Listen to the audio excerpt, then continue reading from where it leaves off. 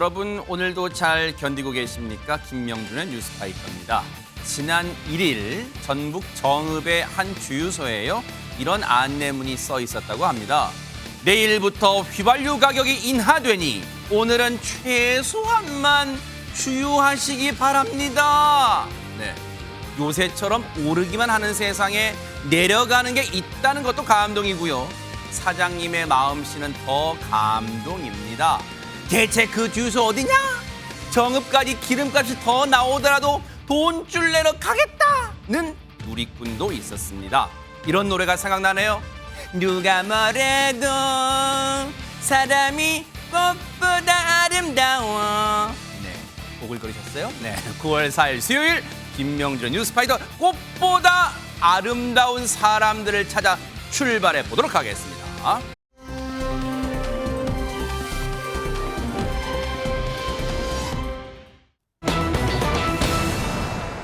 트로트 가수 김수찬 씨 여러분 아실 거예요. 오랜만에 소식이 들려왔는데 먼저 여러분 김수찬 씨 하면 이런 모습부터 여러분 떠올리실 거예요. 영상부터 만나보시고 이어가 보도록 하겠습니다.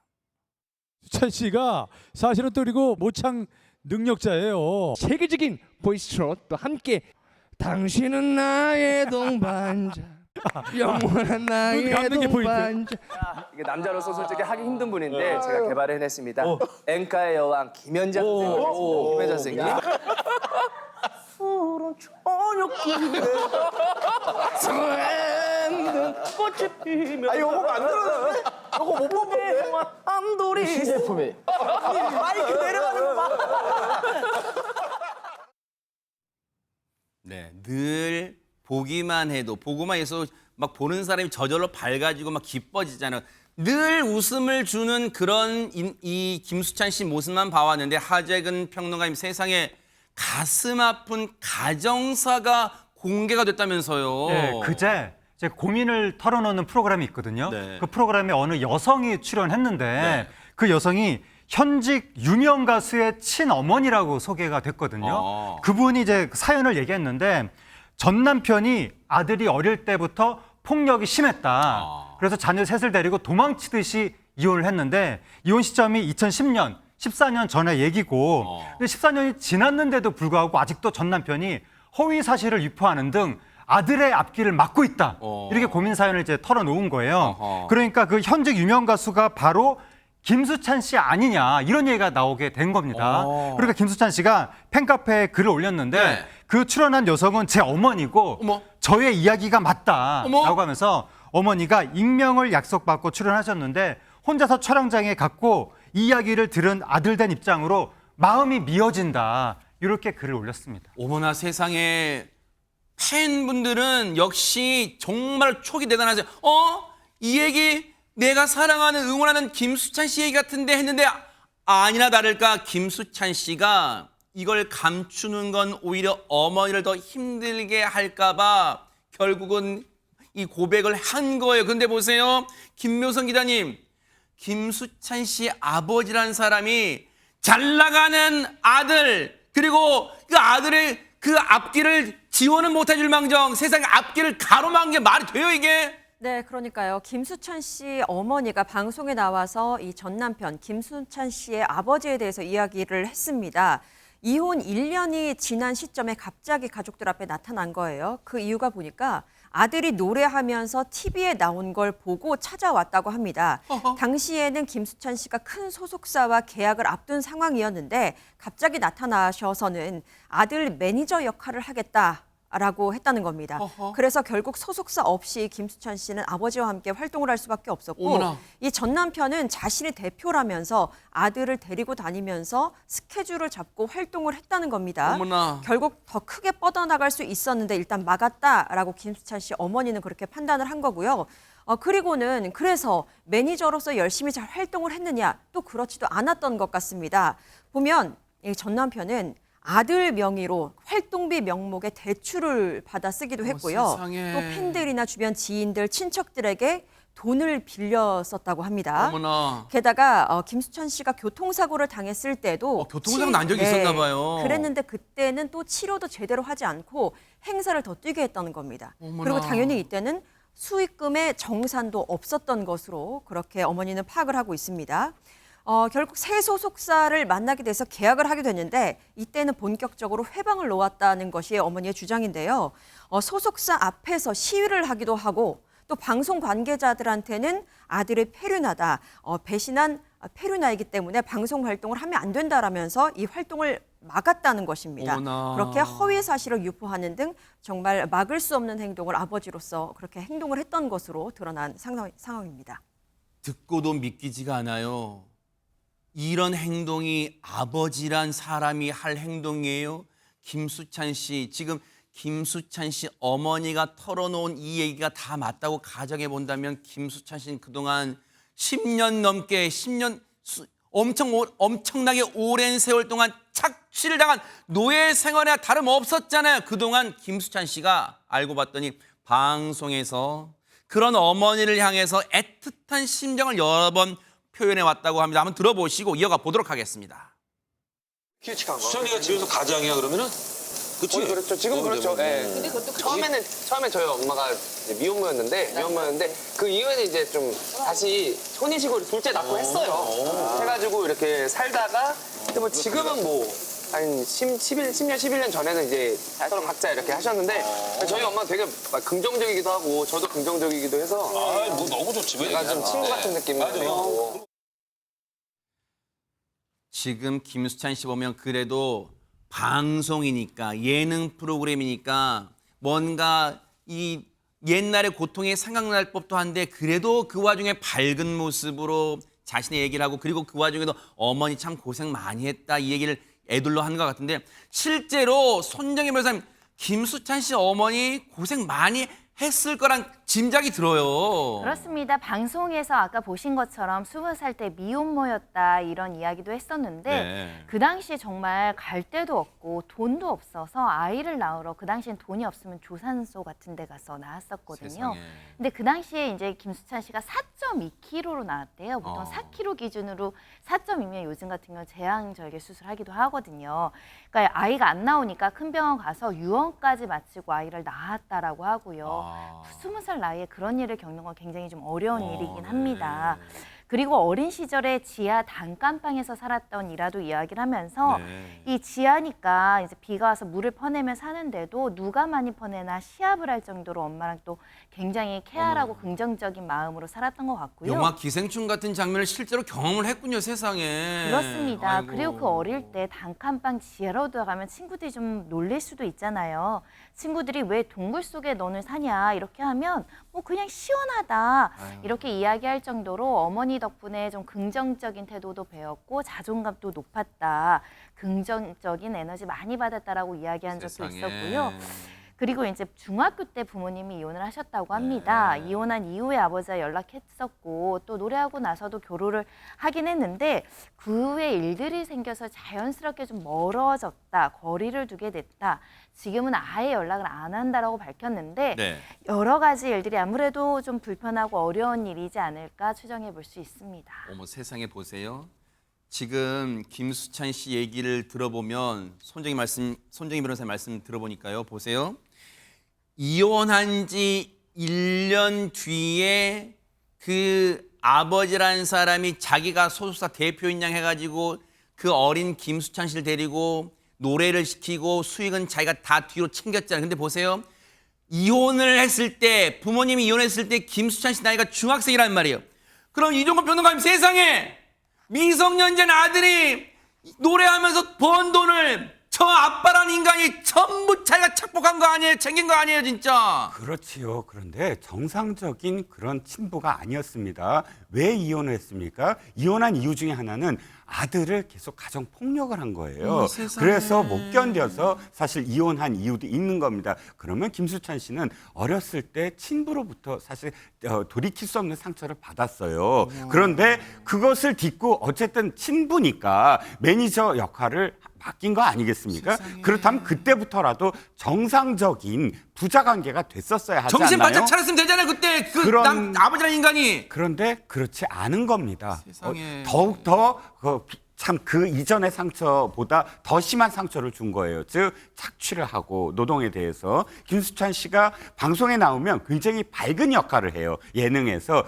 감초처럼 맞아요. 웃기려고 하고 맞아요. 사람들의 분위기를 맞아요. 바꾸게 하고, 그런데 그 뒤에 이렇게 너무나 참 아픔이 있었다는 세상에. 거예요. 그런데 이제 이 얘기를 하는 가장 큰 이유는 예. 뭐냐면, 아마 자신이 그냥 이렇게 품고 이 아픔을 계속 가져갈 수만 있다면 그렇게 했을 수도 있어요. 그런데 문제는 가족의 문제가 아니라, 가족 간의 문제가 아니라 이 부친이라는 사람이 아들의 이름을 걸고 계속 피해, 그러니까 돈이라든지 이런 것들을 대출을 받거나 세상에. 하는 일들을 계속 벌려나가니까 그런 피해자가 더 이상 양산돼서는 안 된다라고 생각을 해서 악플이라든지 여러 가지 어떤 나쁜 상황도 있겠지만 그것을 감수하고라도 피해자분들을 더 이상 확대시켜서는 안 된다라는 결심이 선 것 같아요. 세상에 그동안 김수찬 씨와 그리고 김수찬 씨의 어머니는 얼마나 이 지옥 같은 생활에서 참고 견뎠을까, 그런 생각도 해보는데,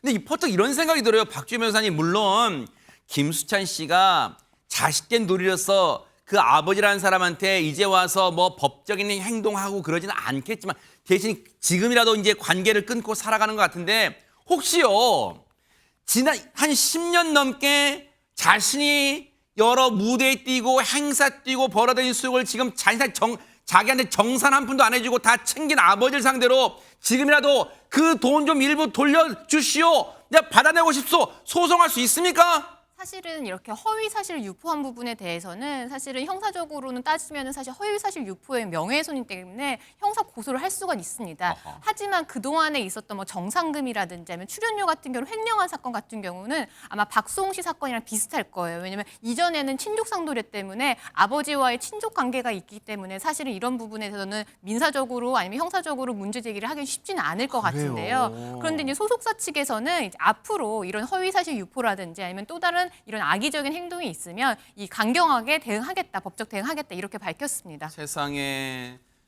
그동안 힘든 고통의 날들을 보낸 만큼요, 이제 김수찬 씨 어머니와 또 그리고 아마 또 형제분이 계신 것 같아요. 그분, 이 가족, 남은 가족들끼리 정말 오순도순 행복하게 잘 사는 모습 뉴스파이터가 진심으로 기원해 보도록 하겠습니다. 힘내시기 바랍니다.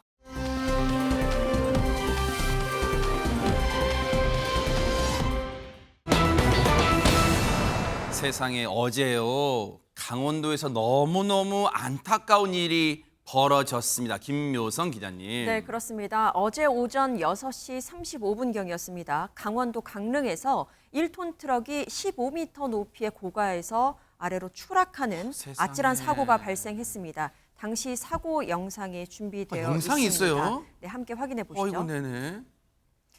교량 난간으로 트럭 한 대가 툭 튀어나옵니다. 어머. 이렇게요. 떨어질 때 난간에 걸친 트럭인데요. 불꽃이 번쩍하더니 그대로 아래로 떨어집니다. 세상에. 추락한 트럭에 불꽃이 일고요. 어머나. 현장으로 사람들이 모여드는데 하지만 거센 불길 탓에 접근하기가 매우 어려워 보입니다. 어머나 세상에. 박주희 변호사님, 이게 이제 위에서 내려다본 저 고가의 모습인데 지금 옆에 보면 이 콘크리트 구조물로 된 이른바 가드레일도 있었던 것 같은데, 근데 그걸 뚫고 지금 저 트럭이 추락했단 말이에요. 대체 저 고가에서 무슨 일이 벌어졌던 거예요? 네, 이 트럭의 추락 사고가 있기 전에 그 이전에도 사고가 있었던 건데요. 고가 도로를 달리던 SUV 2대가 서로 충돌을 한 겁니다. 그런데 굉장히 큰 충돌을 했기 때문에 이 SUV가 튕겨 나가면서 이 마주오던 이 트럭과 또 다시 충돌을 하게 됩니다. 어머나, 2차 충돌이 있었던 건데요. 이 충격으로 결국에는 이 트럭은 안전 펜스를 뚫고 이제 15m 아래로 추락을 했고요. 어머나. 추락 후에 이제 불꽃이 일어난 어머나, 건데요. 어머나. 그런데 이제 트럭 속에 탑승자가 3명이 있었습니다. 어머나. 그런데 이제 운전자와 그리고 탑승자 1명은 사망을 했고요. 어머나. 그리고 나머지 탑승자는 이제 추락을 하면서 차량 바깥으로 떨어졌는데 다행히 목숨을 건져서 지금 경미한 상처만 남은 상태라서 지금 치료를 받고 있다라고 합니다. 어머나 세상에, 무슨 이런 날벼락 같은 일이 벌어지는 거예요. 너무너무 진짜 안타까운데요. 관련 얘기 들어보시고 이어가 보도록 하겠습니다. 쿵 하는 소리가 나가지고 이거 무슨 소린가 하고서는 창문을 내다보니까 연기가 한번 벌써 올라오더라고. 쭉 보니까 차가 떨어진 거예요. 그래서 걸어 올라오는데 뭐 폭발이 나는 거예요. 그래서 또 펑 하고 또 뭐 터진 소리 또 나는 거예요. 그 소리가 한 4번 정도 났어요. 지금 위에서 내려다본 고가의 모습 보면 분명히 옆에 떨어짐을 방지할 목적으로 세운 그 안전 펜스가 있는데도 손정혜 변호사님 그걸 뚫고 지금 저 아래로 떨어졌단 말이에요. 그렇다면 미루어 짐작하는 당시에 1차 사고의 충격이 상당했다는 걸 지금 알 수 있겠네요, 세상에. 그랬던 것 같습니다. 만약에 저렇게 고가가 아니라 일반 도로였다고 한다면 죽음까지 이르지 않을 수도 있는데 15m로 추락하는 바람에 세상에. 이 트럭에 타고 있던 2분, 70대 한 분, 50대 한 분은 이제 사망에 이르게 됐고요. 또 조사를 해봤더니 일용직 근로자들이셨고 새벽에 일을 나갔다가 이런 변을 당한 것으로 전해져서 성실했던 분들이 정말 안타까운 죽음에 이르러서 경의 불문 정말 그 많은 사람들의 애도를 구하고 있는 상황이고요. 특히 추락하면서 전선도 일부가 끊어져서 일대는 한 40분 정도 전기 공급도 좀 중단된 추가적인 피해도 있었다고 합니다. 경찰은 처음 추돌 사고 때문에 트럭이 추락한 것이기 때문에 이 운전했던 SUV 운전자의 음주 여부를 확인하기 위해서 지금 체열한 상태이고 결과를 기다리고 있는 상황입니다. 지금 아직은 단언하기는 이른 상태라 하더라도요. 저 안타깝게 유명을 달리하신 저 사망하신 분들요. 그분들의 억울함을 덜어주기 위해서라도 유족분들의 분통함을 덜어주기 위해서라도 반드시 최초의 사고가 발생한 원인은 경찰분들이 밝혀내 주시기를 정말 진심으로 기대해 보겠습니다. 고인의 명복을 빌겠습니다.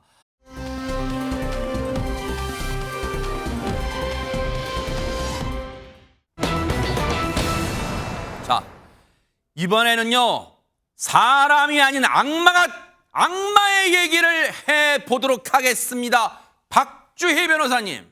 네, 이 정상적이지 않은 남편의 이야기입니다. 광주에 거주하는 한 20대 남성은 지난해 7월에 자신의 아내에게 강제로 문신을 새기도록 위협했습니다. 세상에. 그래서 결국에 재판에 넘겨졌는데요. 이 남편은 아내에게 어금니 아빠 사건 아마 기억하실 텐데요. 2017년에 희귀병을 앓는 딸에 대한 부성을 내세워서 후원금을 맞아요. 받았는데 결국 자신의 딸의 친구를 이제 유인했다가 사망하게 그러니까 살인했던 네. 이영학이죠. 근데 이영학도 당시에 맞아, 이영학 이 인간이잖아, 이 인간, 저 인간. 네, 이영학도 당시에 자신의 아내 온몸에 곳곳에 이제 문신을 새기게 했다라는 게 밝혀지기도 했는데요. 대국민 사기극이잖아, 대국민 사기극. 네, 그런데 이 사건의 이 남편도 아내에게 이영학 사건을 언급을 하면서 해당 사건의 문신 사진을 들이밀면서 나에 대한 마음이 진심이면 당신의 몸에 문신을 새겨라 이렇게 협박을 했습니다.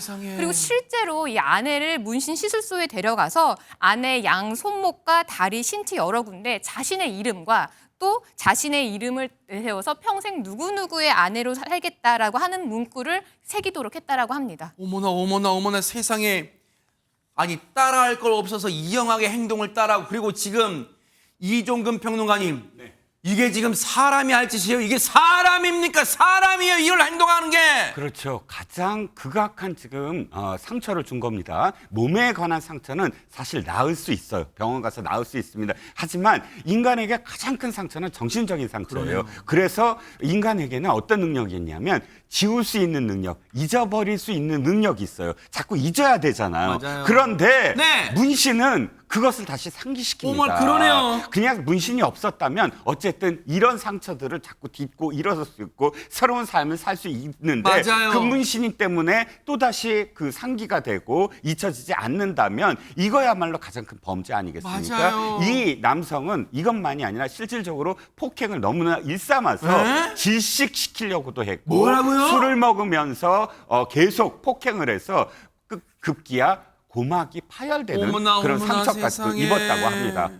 그러면서도 이 인간이요 문신 강제로 아내에게 문신 시킨 것도 모자라 폭행 감금까지 시켰대요. 아니 하재근 평론가님 진짜 아내한테는 그 삶이 지옥 그 자체였을 것 같아요 진짜. 그렇습니다. 이게 지금 간접적으로 설명만 들어도 너무 무섭다는 생각이 드는데 심지어 20대 남성이 남편이 어떻게까지 했냐면 이거 사람이야 이게 진짜. 아내한테 이렇게 또 얘기를 했다는 거예요. 넌 내 고통을 모를 거야. 왜? 네가 뱀을 싫어하는 것보다 몇만 배는 더 내가 1분 1초가 괴로워. 뭐 이렇게도 얘기를 했다는 거예요. 그래서 아내가 뱀을 싫어했다고 하는데 그 아내한테 뱀 영상을 시청하도록 강요했다고 합니다. 너무너무 과학적이네요, 진짜. 도대체 왜 이런 행동을 하는지 이해를 못하겠는데 또 감금까지 시키면서 계속 가혹행위를 했다는 거예요. 계속 괴롭히면서 자기가 이제 화장실도 가야 되잖아요. 화장실 갈 때는 아내가 도망가지 못하도록 화장실 앞에 있어라 라고 하면서 수시로 화장실 문을 탁 열어서 아내가 있다는 걸 확인하는 식으로 계속해서 감금을 시켰다는 거예요. 무려 한 번은 무려 9시간 반에 걸쳐서 계속 그렇게 가혹행위를 하다가 이 남편이 새벽에 화장실을 가서 전화하는 틈을 따서 아내가 도망을 쳤다고 합니다. 남편이 화장실에서 딱 나온 다음에 아내가 보이지 않자 112에 전화해서 내가 폭행했다라고 자수했다고 합니다. 세상에, 아니 사이코 인간의 범죄를 다룬 영화도 이보다는 못할 거예요. 정말 기가 막힌 너무 충격적인 사건인데, 김묘성 교수님, 다른 사람도 아니고 남편이란 인두껍을 쓴 인간이 이런 짓을 한 거예요. 그런데 보세요, 대체 왜 이런 짓을 저질렀다는 걸까요, 세상에? 네, 이 남편은요, 자신이 교도소에 있는 동안에 아내가 외도를 저질렀다라고 의심을 했기 때문이랍니다. 이 남성 폭력 전과 7범인 20대 남성인데, 이 인간 교도소 갔다 왔어요? 네, 그렇습니다. 혼인 신고를 하고 얼마 되지 않아서 교도소에 들어가게 된 상황이었다고 합니다. 근데 그때의 혐의가 도박장, 개장, 특수 협박 뭐 이런 것들로 인해서 징역 1년 6개월의 선고를 받고 복역을 했다가 지난해 7월 6일에 출소를 한 상황이었다고 합니다. 네. 근데 교도소에 있으면서도 아내에게 계속해서 협박을 했네요. 너 하나 찾아내는 것은 아무것도 아니고 끝까지 찾아낼 거다라면서 위협을 가했고, 어머나 세상에. 그리고 결국 교도소에서 출소한 지 불과 이틀 만에 아내를 폭행하는 범죄를 저질렀습니다. 어머나. 그래서 2022년 4월 혼인 신고를 한 지 불과 1년 3개월 만의 일이기도 했습니다. 아니, 이 인간아, 생각을 해봐. 정말로 당신 같은 인간하고 살고 싶지 않으면 정말 연락도 끊고 멀리 정말 돈을 모아서라도 해외로 가지, 국내에 남아서 당신 같은 이 악마 같은 인간을 기다리는데, 그런 아내를 의심해서, 외도를 의심해서 출소 이틀 만에 폭행을 가한다고 손정임에서는 저런 악마 같은 인간이 있어요, 진짜. 네, 굉장히 재질도 좋지 않습니다. 이 남성이 행한 그 범죄는 중감금치상, 그러니까 사람을 가다 놓고 자유를 빼앗고 다치게 했다는 혐의를 받고 있는데요.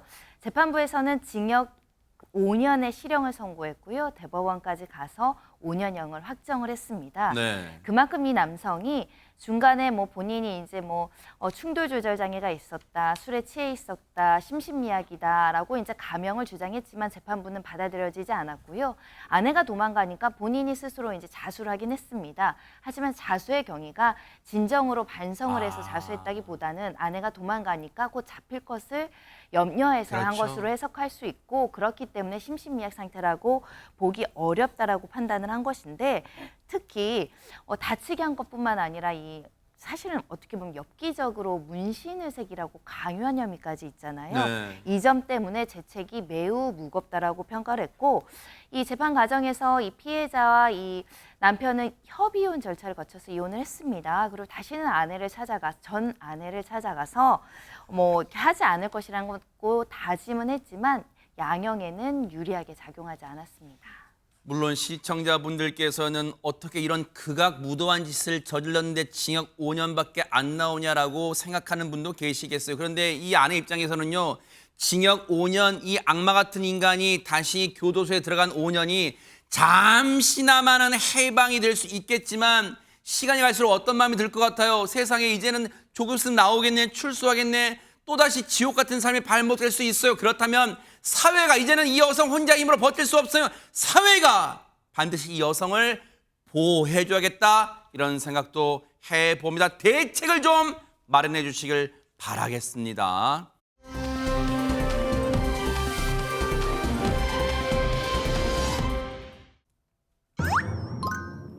어허, 무분이 안녕. 그런데 지금 뭔 숫자를 갖고 나왔는데, 자, 같이 읽어볼게.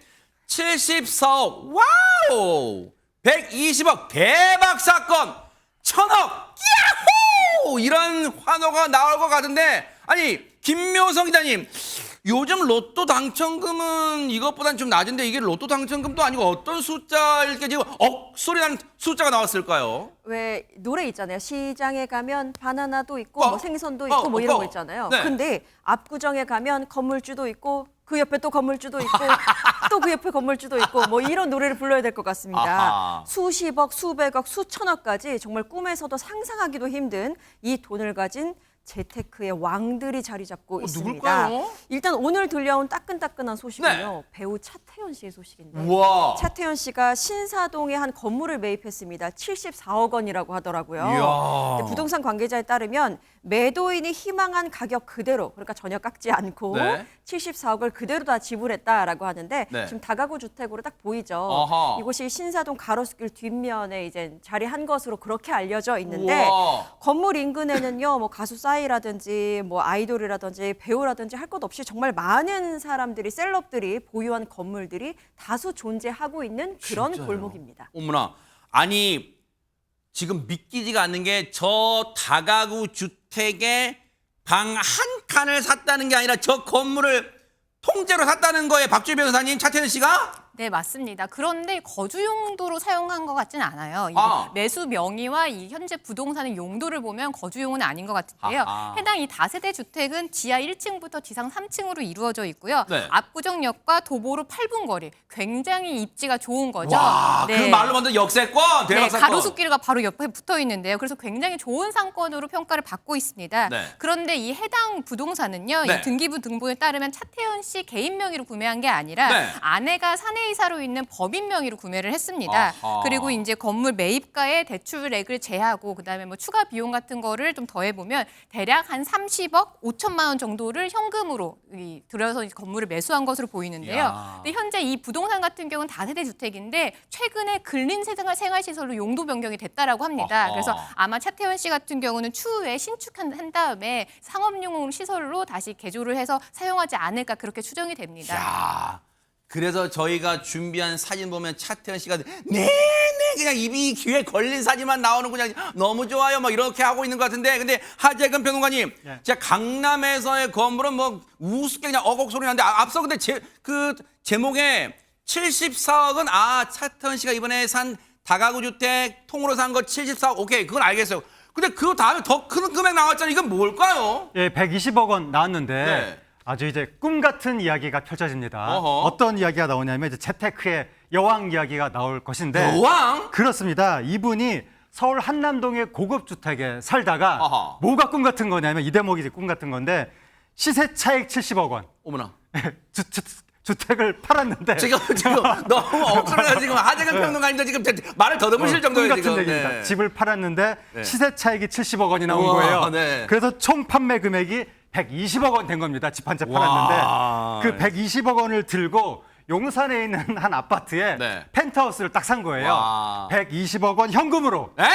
현금으로 딱 내고 대출도 안 끼고요? 그렇 대출 안 끼고 딱 펜트하우스 최고층을 샀는데 와. 바로 장윤정 도경환 부부가 그 아파트 펜트하우스를 산 겁니다. 그런데 저 아파트를 펜트하우스를 120억 원의 현금으로 산 사람이 또 있거든요. 또 있어요? 바로 방탄소년단의 member 제이홉 씨. 아하. 제이홉 씨가 저 아파트를 120억 원에 샀는데 네. 오늘 기사가 또 났거든요. 또 났어요? 제이홉 씨가 저 아파트에 한 그 아파트를 한 채를 추가로 또 샀다라는 보도가 오늘 나왔고 그리고 저 아파트에 배우 공유 씨, 김고은 씨, 수혜 씨, 한효진 씨 등도 저기 같이 산다고 합니다. 저게 딱 들어갔더니 저분들과 이웃사촌 됐다 이거예요. 그렇습니다. 가자마자 그런데 보세요.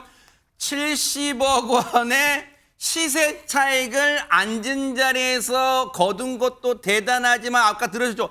120억짜리를 집을 현금으로 딱 샀다는 것도 대박 사건입니다. 손정희 변호사님. 굉장히 좀 부럽기도 하지만 또 놀라운 숫자이기도 합니다. 네. 그리고 어떤 집이길래 120억 원이나 할까? 아니, 궁금해요, 진짜. 궁금하실 텐데요. 이 집은 또 26가구, 그러니까 굉장히 작은 많은 사람들이 거주하는 단지는 아니고 소규모로 이제 구성된 그렇지만 최고급 주거단지라고 하고요. 내부가 이렇게 생겼나? 와, 대박 네. 사건. 우와. 굉장히 럭셔리한데 입주민들에게 리무진 서비스도 제공하고 집 청소하는 이 가사 지원 서비스도 제공되는 주거단지라고 와, 저 하고요. 안에 우리 집이 몇 개가 들어가는 지금 크기예요. 지금 대박 사건인데 진짜. 또 장윤정 씨가 유튜브 채널을 통해서 집 내부를 일부 공개하기도 했었는데 부엌에 이제 냉장고만 3대가 설치되어 있고 네. 냉장고만 석 대가요? 네. 워낙 장윤정, 도경환 부부가 음식하고 뭐 이런 것도 좋아해서 그래요? 종종 유튜브를 통해서 음식도 하는 걸로 봐서는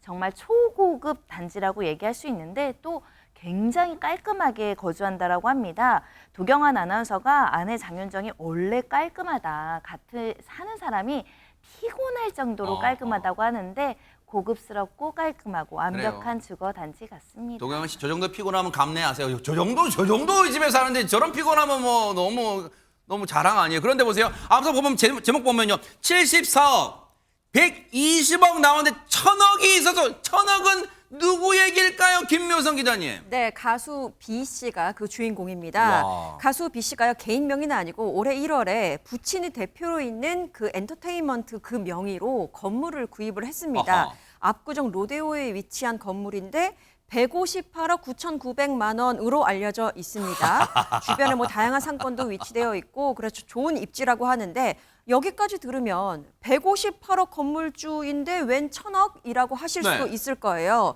그런데 건물이 한 채가 더 있거든요. 어머나. 지난 2021년 아내인 배우 김태희 씨와 공동 명의로 건물을 구입했는데 서초동에 위치해 있거든요. 네. 요 가격이 920억 원대였다고 어머. 합니다. 와. 그리고 이 서초동 빌딩에는요, 굉장히 유명한 그 버거 프랜차이즈가 또 입점을 해서 월 임대료만 뭐 1억이 넘는다라는 이야기까지 돌기도 했었고, 야. 그런데 코로나가 덮치면서 전체적으로 상권이 굉장히 어려워지고 공실 문제도 있고 하면서 이 건물을 1,400억 원대에 내놨다라는 소문도 있었거든요. 그래요? 네. 그런데 이것에 대해서 매물 내놓은 적 없다라고 다시 또 정정하기도 하면서 참 이 건물을 둘러싼 여러 가지 설들이 있었던 적도 있습니다. 야, 진짜 우스갯소리지만 여러분 그거 알잖아요. 조물주 위에 건물주란 말이 왜 나오는가 진짜 알겠다는 생각도 드는데, 물론 이제 이런 기사, 이런 뉴스를 볼 때마다 시청자분들 중에 그런 생각도 하실 거예요. 진짜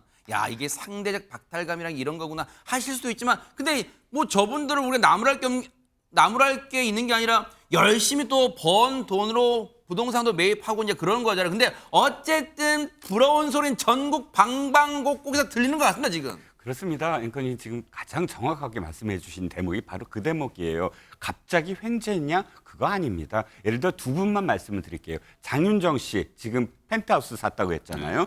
장윤정 씨가 무명 시절에 라면 하나로 사흘을 버텼어요. 걔 영양실조에 걸렸다라는 고백을 했었어요. 그렇게 어려운 시절 다 버티고 사실 여기까지 온 겁니다. 아까 BTS 얘기도 나왔잖아요. 그렇죠. BTS도 얼마나 오랫동안 무명 생활을 겪었는지 아세요? 그때 당시에 그 단칸방에서 그 7명이 각자 어떻게 해야 되는가, 얼마나 공간으로서 누워야 되는가, 그것부터 서로 약속을 하면서 연습생 시절부터. 연습생 시절에 그랬고요. 또 폐 가구, 매트리스 등을 주워다가 생활했다. 슈거에 또 그때 예능에 나와서 고백을 하더라고요. 네. 자, 이렇게 힘든 시절 다 겪어가면서 여기까지 온 건데, 네. 근데 드는 생각이 또 하나 있긴 뭘까요? 있어요.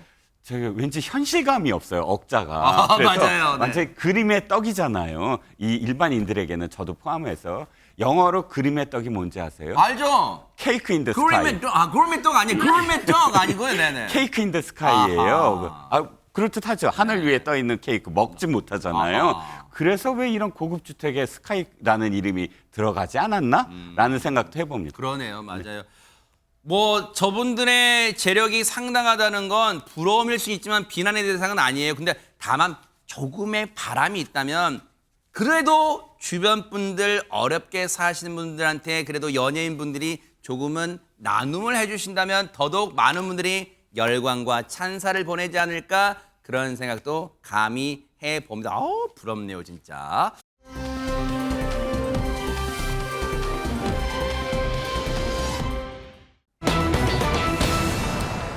이번 얘기 들으시면 여러분들이 정말 야, 이걸 어떻게 봐야 되나? 이거 대한민국이 정말 이거 뭔가 잘못돼 가고 있는 거 아니야라는 생각을 하실 수도 있을 것 같아요. 하재근 평론가님. 네, 정말 너무나 놀랍고 무서운 사건인데요. 위에서 아파트 단지에 위에서 킥보드가 뚝 하고 떨어졌다는 거예요. 어머나? 바로 지난달 27일 오후 5시 40분경에 김포의 한 아파트에서 벌어진 사건입니다. 저게 실제 떨어진 킥보드예요? 예, 저렇게 큰 킥보드가 위에서 떨어졌다는 거예요. 어머나. 저기 신고가 접수가 됐는데 네. 20층 높이 아파트에서 15층에서 누군가가 킥보드를 던졌다. 어디 몇 층에서요? 15층에서 15층? 던졌다. 그렇게 신고가 접수됐습니다. 어머나. 아니 김묘성 기자님, 저희가 과학을 잘 몰라도 15층 높이에서는 볼펜 한 자루만 떨어뜨려도 그게 가속도가 없으면 만약에 행인 아우 진짜 끔찍한 상황인데 지금 킥보드가 떨어졌어요 지금. 그러니까요. 굉장히 끔찍하고 아찔하고 무서운 상황이었습니다. 그런데 보셨던 것처럼 킥보드 일부가 파손되는 정도로 피해가 그쳤고 어머나. 다행히도 정말 다행히도 킥보드에 맞아서 다친 사람은 없었습니다. 천만다행입니다. 천만다행이네요. 그런데 그 위치가 참 아찔합니다. 킥보드가 떨어진 곳이 아파트 단지 놀이터 주변이었습니다. 어머나. 그리고 이 떨어진 시각을 보면요. 시간대 역시 오후 5시에서 6시 사이였기 때문에 정말 유동인구가 많은 시각이었던 그러네요. 거예요. 다친 사람이 없다는 게 천만다행입니다. 그런데 충격적인 것은요. 네. 이 킥보드를 아파트 15층에서 던진 사람, 이 사람들이 또 문제입니다. 어머나. 잡고 보니까 초등학생들이었습니다. 네. 초등학교 3학년 남학생 2명이었습니다. 그리고 이 던진 킥보드, 이들의 것도 아니었습니다. 네? 아파트 단지 1층에서 보관하던 킥보드를 훔쳐서 15층으로 끌고 올라가서 그 15층에서 투척을 한 겁니다. 어머나 세상에 어쩌다가 지금 세상이 이 지경이 됐어요. 머리에 피도 안 마른 녀석들이 지금 어디서 못된 것만 지금 모아서 종합 세트로 지금 못된 짓을 한 거잖아요, 박주희 변호사님. 네, 그런데 이 아파트에서 이런 일이 벌어진 게 처음이 아니라고 합니다. 어머나. 같은 아파트 주민에 따르면요, 이 아파트 같은 동에서 2달 전에도 이 컵라면 쓰레기가 떨어진 적이 있다라고 합니다. 세상에. 그리고 남의 집 자전거나 킥보드에 이름표를 뗀 다음에 타고 다니라든지 아니면 남의 집 초인종을 누르고 도망가는 일도 발생했다는데요. 이번 사건에 뭐 초등학생이 같은 행동을 했다라는 증거는 아직 없습니다. 그렇죠. 그런데 다만 이런 일들이 계속 이 아파트에서 벌어지고 있다라는 건데요. 그러다 보니까 이제 아파트 주민들도 계속 불안해하고 있는 상황입니다. 왜 안 그러겠어요, 진짜. 네, 그리고 또 초등학생이다 보니까 처벌이 어려운 부분이 있잖아요. 네? 그러다 보니까 지금 만 10세 미만 같은 경우는 사실은 소년법에 따라서 소년 처분도 받지 않습니다. 보호 처분도 받지 않기 때문에 전혀 어떠한 처벌이나 이런 제재가 가해지지 않기 때문에 이 주민들 같은 경우는 처벌이 이루어지지 않기 때문에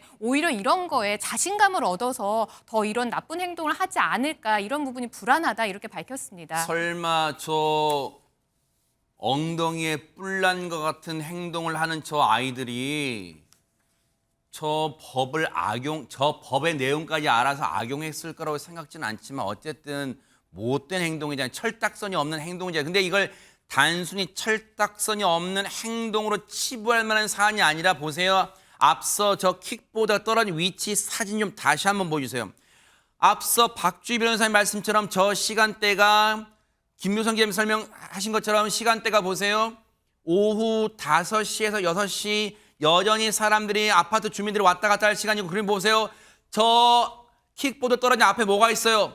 자전거 보관소가 있어요. 그럼 보세요. 자전거를 타러 왔거나 자전거를 세워놓고 인도 쪽으로 걸어 나오려고 했던 사람이 혹시라도 시간대가 정말 너무 어처구니 없이 들어맞았다면 끔찍할 정말 돌이킬 수 없는 생각조차 하기 싫은 그런 끔찍한 상황을 맞이할 수 있어서 상황이란 말이에요. 근데 혹시 손재기 변호사님 이런 가정법 너무 송구합니다. 이번엔 인명피해가 없어 천만다행이지만 혹시라도 떨어진 파편에 지나가는 분이 다쳤거나 했는데도 그래도 저 아이들을 처벌할 수 없다는 거예요. 현행법은. 일단은 현재 만 14세를 촉법소년이라고 하고 만 10세 미만을 이제 범법소년이라고 해서 소녀법상 보호처분도 안 내는 연령대가 이제 만 14세 미만 기준이긴 한데요.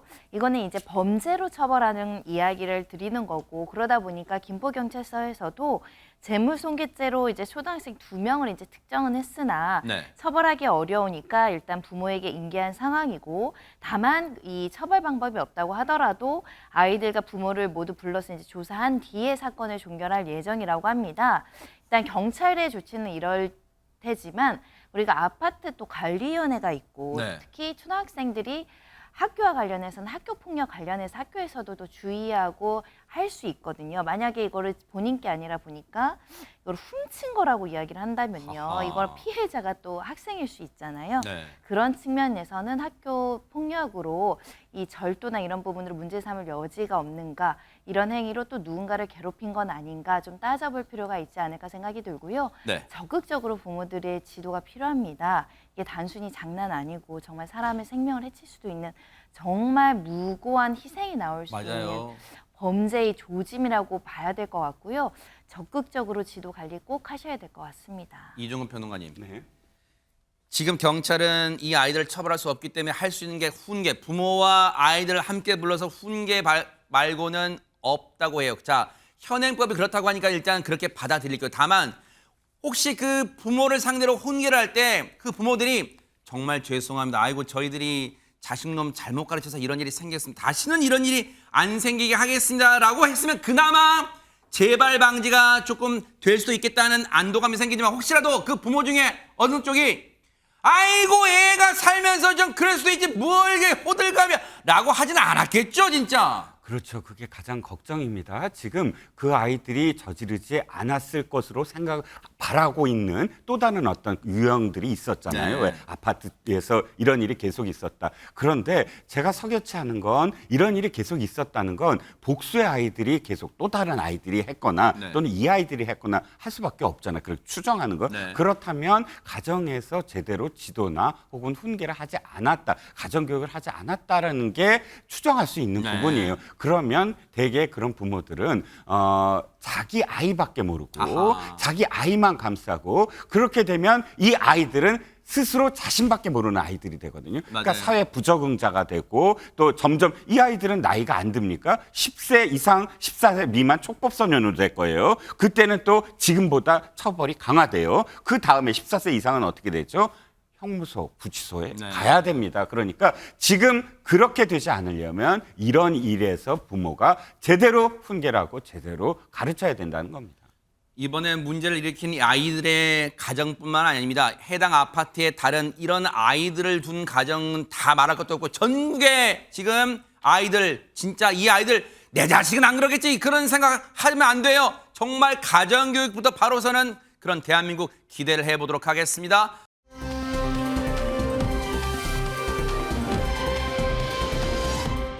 지금 전국 곳곳에서 여러 가지 일들이 일어나고 있는데 지금 전라남도 장흥에서 이런 일이 일어났다고 합니다. 박주희 변호사님 뭘까요? 네, 전남 장흥 이통장 연합회가 단합 행사를 앞두고 기념 배지를 제작을 했습니다. 네. 지역 이장 등 281명에게 배부하려고 이제 업체 의뢰해서 배지 300개를 제작을 했던 건데요. 아, 이거예요? 그런데 이제 장흥이 바다로 유명하잖아요. 네. 그러다 보니까 바다에서 붉은 태양이 떠오르는 이런 모습을 디자인을 했는데 그런데 일부 이장들이 이 배지를 받지 않겠다라고 한 겁니다. 아하. 왜냐? 이 모양을 잘 보시면 네. 일본의 이제 궁극지의 상징 우길기와 되게 비슷하다라고 해서 어머 거부를 한 그러네 겁니다. 진짜. 어머머머 보세요 진짜. 어머 진짜 비슷하긴.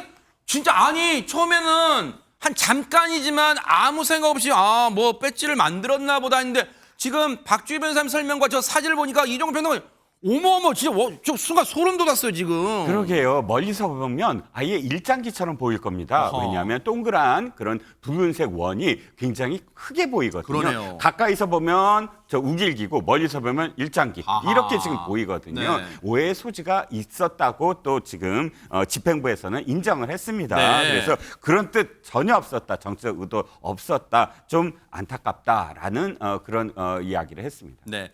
이번 일을 계기로 반성하면 되고요. 다음에는 이런 실수 반복하는 게 문제예요. 실수 반복하지 않도록 정말 세심한 주의가 필요해 보입니다.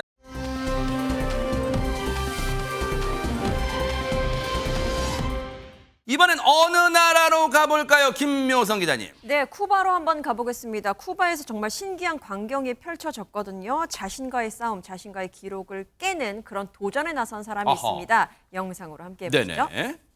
네, 건물 안에 모인 사람들이 집중해서 보고 있는 한 사람이 있습니다. 네. 하나, 둘, 셋, 넷, 뭐 이렇게 발목에 1.5kg 무게를 달고 바닥에 앉아서 쉬지 않고 공을 차 올리고 있습니다. 어허. 이마에는요 이렇게 땀이 송글송글 맺혀 있죠. 네. 이 남성 바로 전직 축구 선수인데요. 어머. 지금 세계 신기록에 도전하고 있는 중입니다. 세계 신기록이요? 네, 남성이 작년에 이렇게 달성한 기록이 무려 3시간 4분 2초거든요. 어허. 과연 올해 새로운 기록으로 깰 수 있을까요? 야, 저보다 2초 더 많이 했던 것 같은데, 저 농담. 근데 저 정도는 이종훈 평론가님, 저도 오늘 저렇게 하고 출근했다고 하면 안 믿으시겠지만 어쨌든 남자들 대부분 저렇게 공 오래 차기도 하잖아요. 정말 그렇게 하실 수 있어요. 아니 저는 1.5kg 없어도 네. 그게 무게를 달지 않고도 1분을 견딜 수 있을까 싶은데 무려 3시간 지금 4분이었잖아요. 야. 그런데 성공했습니다. 어머나. 3분 더 늘렸습니다. 야. 3시간 7분 28초. 아마 진짜 못 일어나셨을 것 같아요. 어머나, 세상에. 그냥 누워만 있어도 다리 들고 누워만 있어도 못 일어나는데 3시간 7분을 저렇게 하셨다고 합니다. 네. 아니 근데 진짜 보통 우리가 이제 헬스장 가서 이 다리를 들어올다 내렸다 해도 막 복근이 당기고 막 그런데 허벅지도 당기고 하는데 저 동작을 계속해서 3시간 넘게 어쨌든 인간의 집념, 투지, 끈기 저분께 우리가 감동의 박수를 보내드려야 될 것 같다 이런 생각 해봅니다.